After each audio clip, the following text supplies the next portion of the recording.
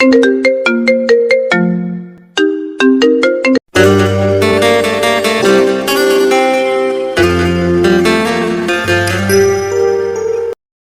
নতুন ভালোবাসার গল্প পেতে আমাদের চ্যানেলটি সাবস্ক্রাইব করে পাশে থাকা বেল আইকনে ক্লিক করুন। ধন্যবাদ। পড়ালেখা শেষ করে বর্তমানে আমি বেকার জীবনযাপন করতেছি। শুধু বেকাররাই বুঝে বেকার জীবন কতটা কষ্টের। তাই কিছুদিন আগে এক বন্ধুকে বলেছিলাম যে কোনো একটা চাকরির খোঁজ দিতে। তাই সে আজকে সকালে আমাকে ফোন দিয়ে একটা কোম্পানির ঠিকানা দিল আর বলল গিয়ে ইন্টারভিউ দিয়ে আসতে। ওর কথা মতো সকালে আমি বেরিয়ে পড়লাম আমার গন্তব্য পথে। বাসার সামনে একটা বাসা পেয়ে গেলাম। সেখানে উঠে বসে পড়লাম জানালার পাশে সিটটায়। কানে হেডফোন লাগিয়ে আমি গান শুনতেছিলাম। এমন সময় শুনতে পেলাম কেউ আমাকে ডাকছে। আমি ঘুরেই তো বড় সড়ো একটা ক্রাশ খেলাম, কারণ পরীর মতো একটা মেয়ে আমার সামনে দাঁড়িয়ে আছে। তা দেখে আমি বললাম, কি চাই আপনার? সিটটা। মানে? জানালার পাশের সিটটাতে আমি বসবো, তাই আপনি আমার সিটটাতে বসেন। না ম্যাম, আমি পারবো না। প্লিজ ভাইয়া। হবে না, হবে না, বুঝছেন? আমার আবার একটু ভাব বেশি। বুঝেছি, সোজা কথায় উঠবেন না, তাই রাস্তাটা একটু বাঁকা করতে হবে। কি করবেন আপনি শুনি? যদি আপনি না উঠেন তাহলে আমি সব মানুষকে বলে দিব আপনি আমার গায়ে হাত দিতে চাইছেন। আরে আরে থামেন, এই যে বসেন আপনি, আমি অন্য সিটে গিয়ে বসি। না, আমার পাশেই বসতে হবে আপনাকে। কেন বসবো? আমি বলছি তাই, না হলে কিন্তু সবাইকে ওই কথাটা বলে দিব। আরে না না, এই তো বসছি। বলেই আমি ওর পাশের সিটেই বসে পড়লাম। কিছু দূর যাওয়ার পরে মেয়েটাই নীরবতা ভেঙে বলল, এই যে মিস্টার। আমি আবির। জি বলুন। আমি মিম। আপনার পাশে এত সুন্দর একটা মেয়ে বসে আছে, কোথায় একটু লাইন মারার চেষ্টা করবেন, কিন্তু আপনি তো দেখছি কথাই বলছেন না। আমি মেয়েদের সাথে কথা কম বলি। ও, তা কোথাও যাচ্ছেন মনে হয়। চাকরির ইন্টারভিউ দিতে। ও ভালো কথা, তা কোন company? Chowdhury group of industry. ও, তা আপনি কি গাড়ি ড্রাইভ করতে পারেন? সেটা আপনাকে কেন বলতে যাব? বাই বাই তো এটাও জিজ্ঞেস করতে পারে, তাই না? ওই, আপনি কি আমার ভাইবা মাস্টার নাকি যে এত কথা বলতেছেন? হতেও তো পারি, তাই না? আপনার ফালতু কথা বাদ দিয়ে একটু চুপ করে থাকুন তো। ওকে, থামলাম। তবে আপনার সম্পূর্ণ পরিচয়টা দেয়া যাবে কি? আমি রবিউল ইসলাম রবি। এবার মাস্টার্স কমপ্লিট করেছি। বাড়ি রংপুর। মিমের সাথে কথা বলতে বলতে আমি আমার জায়গায় এসে আমি নেমে পড়লাম। দেখলাম মিমও নেমে পড়ল। মিম একটা প্রাইভেট কারে উঠে চলে গেল।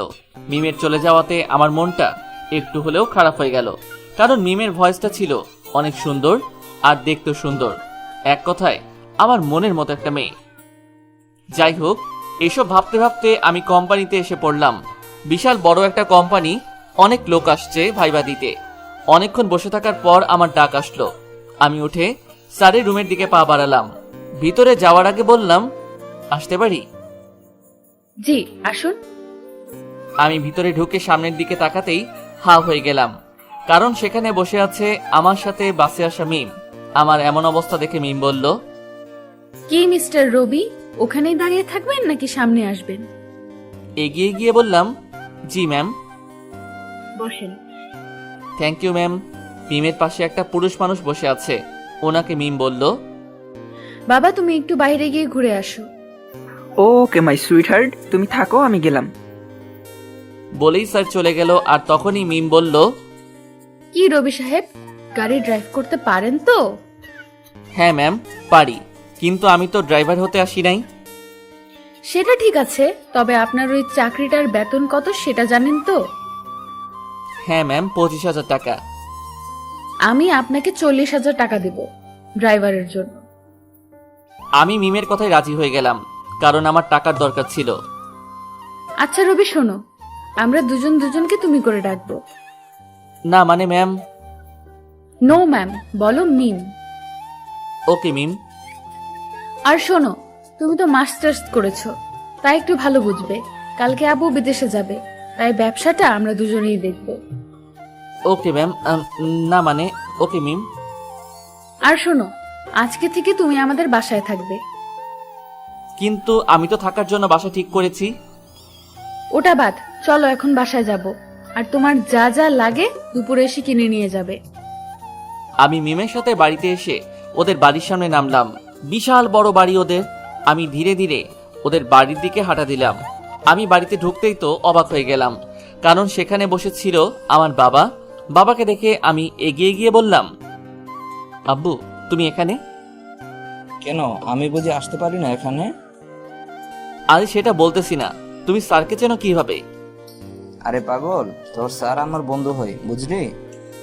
হুম আর ওকে বলে আমি তোর চাকরির ব্যবস্থা করে দিলাম। বুঝলাম।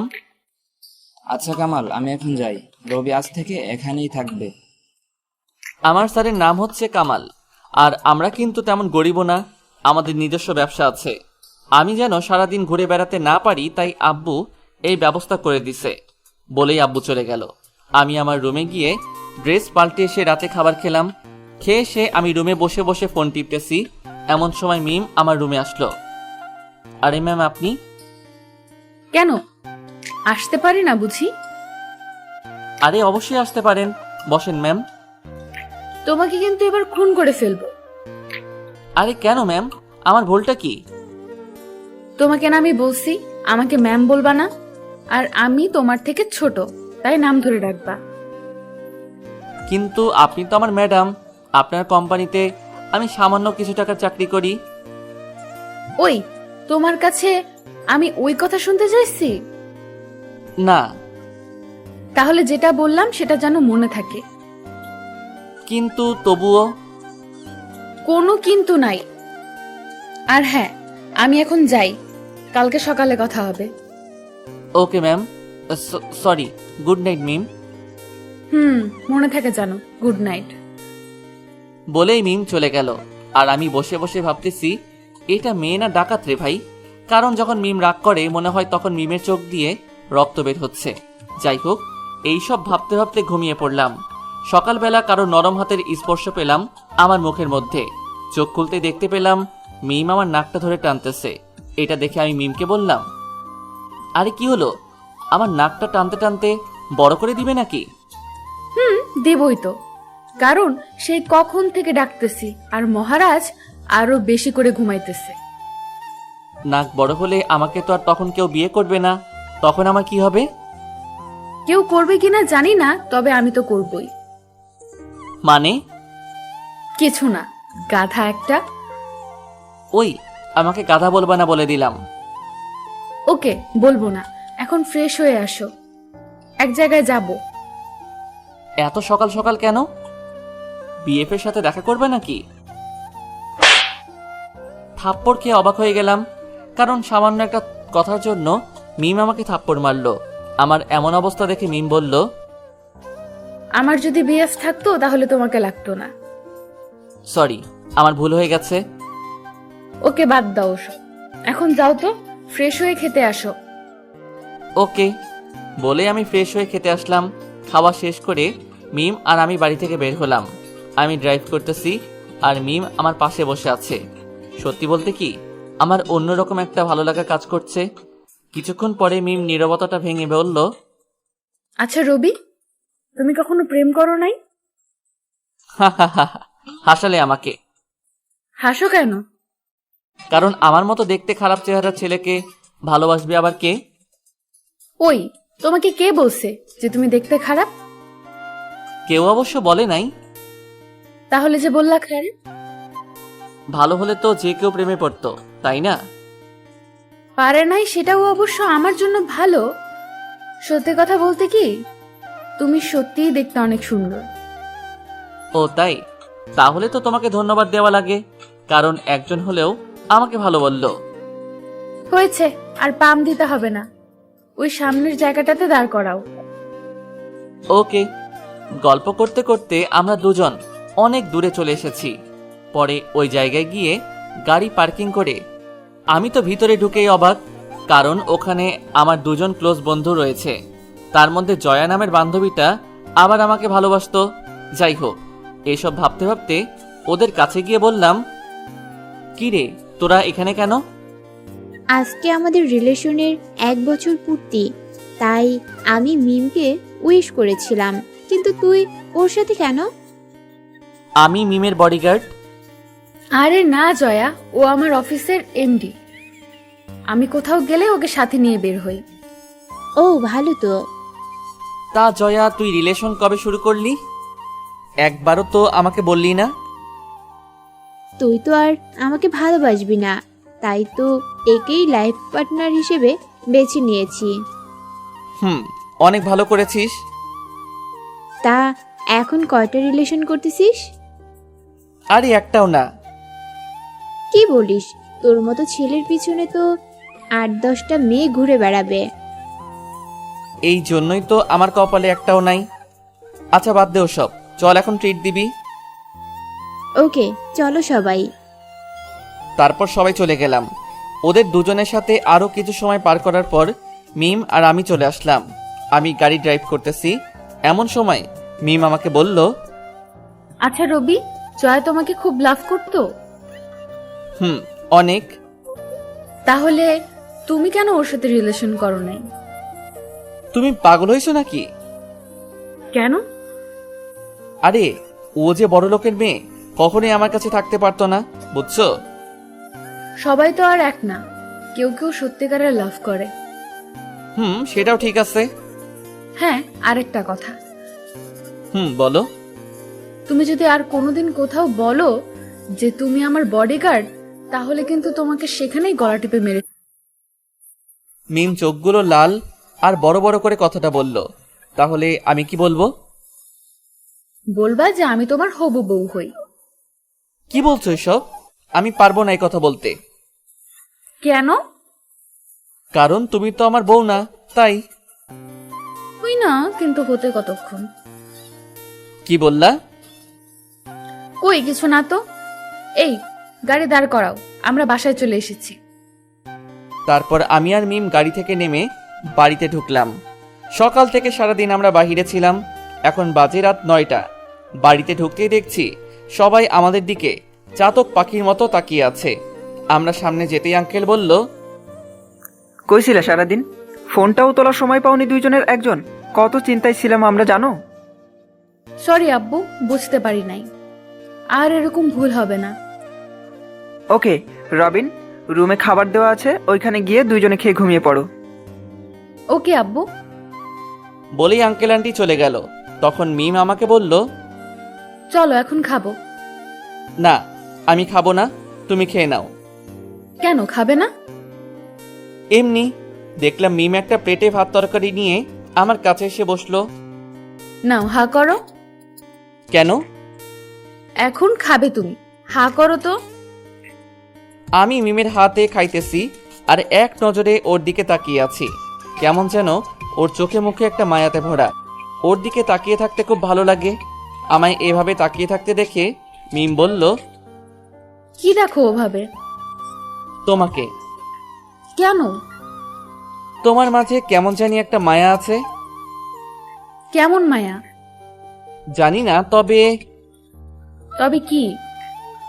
তোমাকে আমার অনেক ভালো লাগে। শুধু কি ভালো লাগে, আর কিছু না? তা তো জানি না। তা কেন জানবে? তুমি তো শুধু ঘোড়ার ডিম জানো। হয়েছে, এখন খাওয়াই দাও তো, ক্ষুধা লাগছে অনেক। মিম আমাকে খাওয়াই দিয়ে আমার মুখের কাছে মিমের মুখটা এনে মিম বলল, আচ্ছা, তুমি কি আমাকে একটুও বুঝো না? আমি আবার কি বুঝি না? এই যে তোমার এত কাছে আসি, তোমার এত কেয়ার করি, কেন? আমি তোমার ভালো একজন বন্ধু, তাই। আমি কি শুধুই তোমার বন্ধু, হুম আর কিছুই না? ভাই হতে পারি, কারণ তোমার কোনো ভাই নেই, তাই। এই কথা বলার সাথে সাথে মিম আমাকে একটা জোরে ধাক্কা দিয়ে বিছানাতে ফেলে দিয়ে চলে গেল।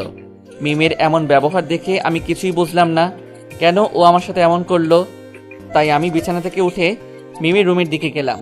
গিয়ে দেখি মিম রুমের দরজা খোলা রেখে কি যেন লিখছে। আমি ওইখানে দাঁড়িয়েই বললাম, আসতে পারি ভিতরে? কেন, এসে কি করবা? রাগ করে আসলে কেন? সেটা তুমি বুঝলে এত কষ্ট হতো না আমার। ভিতরে আসবো না চলে যাব? আসো। আমি ভিতরে ঢুকতে ঢুকতে মিমকে বললাম, কাউকে ভালোবাসলে যত তাড়াতাড়ি পারো তাকে বলে দিবে। কেন? সে যদি আবার অন্য কারো হয়ে যায় তাই। অন্যের কাছে গেলে গলা টিপে ওকে মেরে ফেলবো। তখন যে তুমি বিধবা হবে। ওকে মারার পর আমি নিজেও মরবো। আমি মিমের দিকে আগাতে আগাতে বললাম, তাই? মিম ওর কাঁপা কাঁপা কণ্ঠে বলল, তাই। আমি ধীরে ধীরে মিমের দিকে এগিয়ে যাচ্ছি, আর মিম পিছাতে পিছাতে খাটের সাথে পা লেগে মিম খাটের উপর পড়ে গেল। আমি ধীরে ধীরে ওর দিকে এগিয়ে যাচ্ছি, বিছানাতে চড়ে ওর মুখের কাছে মুখ এনে বললাম, কি যেন করবে আমাকে? কই? কিছু না তো। আমি কি কিছু বুঝি না মনে করছো? জানি না। আমি এবার একটা পা মিমের উপর তুলে দিয়ে বললাম, ওই তুমি এখন কাঁপছো কেন? কই কাঁপছি? তাই। এরপরে আমি মিমের উপরে উঠে ধীরে ধীরে ওর মুখের কাছে আমার মুখটা নিতেই দেখতে পেলাম মিমের গোলাপি ঠোঁট দুটো অনেক জোরে জোরে কাঁপছে। আমার ঠোঁটটা মিমের ঠোঁটের কাছে দেখে মিম বলল, কি করবা তুমি? কেন, বুঝো না কি করব? না তো। আমি যতই মুখটা মিমের দিকে নিয়ে যাচ্ছি ততই দেখছি মিমের ঠোঁট দুটো কাঁপছে, আর মিমের প্রত্যেকটা শ্বাস আমার মুখের উপর এসে পড়তেছে। আমার মনের ভিতরে কেমন জানি একটা ফিলিংস কাজ করতেছে। আমি ধীরে ধীরে আমার ঠোঁটটা মিমের ঠোঁটের সাথে মিশিয়ে দিলাম, আর মিম ঠোঁট লাগার সাথে সাথে কারেন্টে শক খাওয়ার মতো করে আমাকে খুব জোরে জড়িয়ে ধরলো। এমনভাবে জড়িয়ে ধরছে যেন মিম আমাকে ওর বুকের সাথে পিষে ফেলতে চায়। কিছুক্ষণ এভাবে থাকার পর আমি মিমকে বললাম, কি হলো ম্যাম, আমাকে কি এখন ছেড়ে দেওয়া যাবে? কি হলো? আরে লাগছে তো আমার। লাগুক, তাতে তোমার কি? ও তাই? লাগলে তো আমি আছি, আবার আদর দিব। যে আদর করছো আর এক সপ্তাহ কোনো আদর লাগবে না। কেন? তোমার যে ওজন আর তোমার দাঁত দিয়ে আমার ঠোঁটের যে অবস্থা করছো, তাই আর কোনো আদর লাগবে না আমার। তাই না? এই কথা বলার সাথে সাথে মিম আমাকে ওর উপর থেকে নামিয়ে দিয়ে মিম আমার উপর চড়ে বসে বলল, ওই কি বললা তুমি? আমার ওজন বেশি? আমি তোমার ঠোঁটে কামড় দিছি? আরে না, তুমি তো আমাকে আদর করছো। দেখো আমার পেট ভরে গেছে তোমার আদর খেয়ে। আর একটু দিব নাকি? এখন আর লাগবে না। বেশি মিষ্টি খেলে আবার ডায়াবেটিস হবে। আর যত আদর আছে সব আদর বিয়ের পর দিও। আচ্ছা, বিয়ের পরে দিব কিন্তু। কিন্তু কি? দিনে 3 বার আমাকে রসমালাই দিতে হবে। পড়বো না আমি। কি বললা তুমি? আরে বললাম 3 বার কেন, 1000 বার হলেও তোমাকে রসমালাই দিব। মনে থাকে জানো। মনে থাকবে। ছাড়ো এখন, আমি রুমে যাব, অনেক রাত হয়েছে, ঘুমাবো। আজকে আমার সাথে থেকে যাও না। পাগল হইছো নাকি? আমাদের এখনো বিয়ে হয়নি, তাই নো দুষ্টামি, বাই, গুড নাইট। বলেই আমি মিমির রুম থেকে বের হয়ে আসলাম। এসে আমি ঘুমিয়ে পড়লাম। সকালবেলা ঘুম থেকে উঠে আমি শুনতে পেলাম মিম ওর আব্বুকে কি যেন বলছে, তাই ওটা ভালো করে শোনার জন্য আমি এগিয়ে গেলাম। গিয়ে শুনতে পেলাম মিম আর ওর আব্বুর কথা। আব্বু, তোমাকে একটা কথা বলতাম। ওকে বল। রাগ করবা না তো? আজ পর্যন্ত তোর কোনো কথাই আমি রাগ করছি?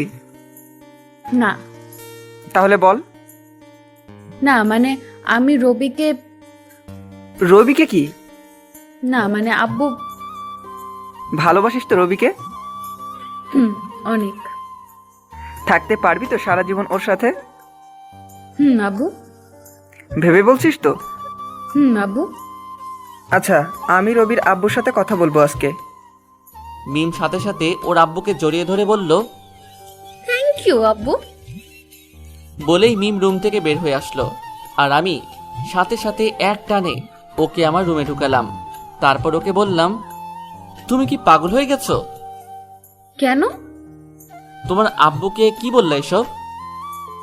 কেন, আমাকে ছেড়ে অন্য কারো ধান্দা আছে নাকি? আরে না, কি বলো, তুমি তো আমার সব। আসলে সত্যি বলতে কি, তোমাকে ছাড়া একা একা ঘুমাতে ভালো লাগে না, তাই তো এই ব্যবস্থা করলাম। ভালো করছো। আসো তো, তোমাকে একটু আদর করি। না, সব বিয়ের পর, এখন কোনো দুষ্টুমি না। তাই না? দাঁড়াও তাহলে, আমি আদায় করে নিতেছি। বলেই এগিয়ে গিয়ে যেই না ধরতে যাব, অমনি দিল এক দৌড়। আমি আর ধরতে পারলাম না। মনে মনে আমার খুব হাসি পেল, কেননা পাগলি একটা মেয়েকে আমি বিয়ে করতে যাচ্ছি, যে আমাকে ছাড়া আর কিছুই বোঝে না। আসলে সত্যি কথা বলতে কি, ওকে ছাড়া আমারও না ঘুমাতে ভালো লাগে না। এসব ভাবতেছি, তখন মিম এসে বলল, চলো কোথাও থেকে ঘুরে আসি।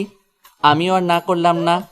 সারাটা দিন ঘোরাঘুরি করার পর সন্ধ্যার সময় বাড়িতে এসে দেখি বাড়িটাকে বিয়ের বাড়ির মতো করে সাজানো হয়েছে। আমার আর বুঝতে বাকি নাই যে আজকে আমাদের বিয়ে হবে। বিয়ের কাজ সম্পূর্ণ করে মিমকে নিয়ে গাড়িতে করে বাড়িতে চলে আসলাম। এখন আমি বাসর ঘরে দরজার সামনে দাঁড়িয়ে আছি। রুমের মধ্যে ঢুকে আমি দরজাটা বন্ধ করে নিলাম। তারপর মিম আমাকে সালাম করতে আসলে ওকে আমি আমার বুকে জড়িয়ে নিলাম। তারপর দুজনে মিলে 2 রাকাত নফল নামাজ আদায় করে নিলাম। তারপর আমি মিমকে বললাম, কাপড় পাল্টে আসো। কেন? এতদিন যেটা পাইনি সেটা আজ সুদে আসলে বুঝে নিব। না, আজকে কিছু হবে না। এই, কাছে আসবা না বলে দিলাম। তাই না? আমি আস্তে আস্তে মিমের দিকে এগিয়ে যাচ্ছি, আর মিম পিছিয়ে যাচ্ছে। পিছাতে পিছাতে দেওয়ালে গিয়ে ঠেকে গেল। তারপর মিমকে কোলে তুলে নিয়ে খাটে শুইয়ে দিলাম। তারপর কি আরো দেখবেন আপনারা? ইতিহাস গড়ার মিশনে যাচ্ছি, আমাদের জন্য দোয়া করবেন। হ্যালো বন্ধুরা, গল্পটি ভালো লাগলে লাইক, কমেন্ট এন্ড শেয়ার করতে ভুলবেন না। আরও এমন রোমান্টিক গল্প পেতে আমাদের চ্যানেলটি সাবস্ক্রাইব করে আমাদের সাথেই থাকুন। ধন্যবাদ।